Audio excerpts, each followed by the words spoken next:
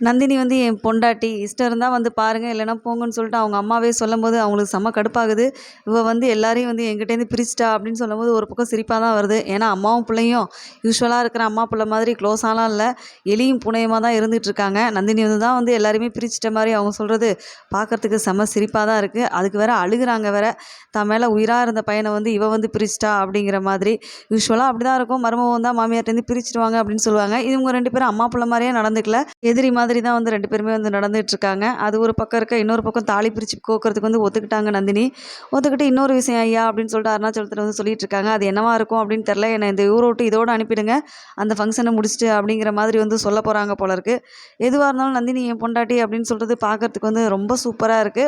அது உண்மையாவே அம்மாவை வெறுப்பேத்துறதுக்காக இல்லாம ஒரு மனசுலேருந்து 2 பேரும் சேர்ந்து வாழ்றதுக்காக சொன்னாங்கன்னா, இன்னும் இன்ட்ரெஸ்டிங்கா போகும். இத மாரி எத்தன நாளைக்கு தான் கொண்டு போக போறாங்கன்னு தெரியல. 6 மாசம் அக்ரீமெண்ட் போட்டு இருக்கிற மாரி தான் நந்தினி வந்து இதுவரைக்கும் இருக்காங்க. நந்தினியும் மாறல, சூர்யாவும் மாறல. சூர்யாவது லைட்டா அங்கங்க வந்து ஐ லவ் யூ நந்தினி அப்படிலாம் சொல்லிட்டு இருக்காரு. நந்தினி தான் மாறணும். என்ன நடக்குதுன்னு பார்க்கலாம்.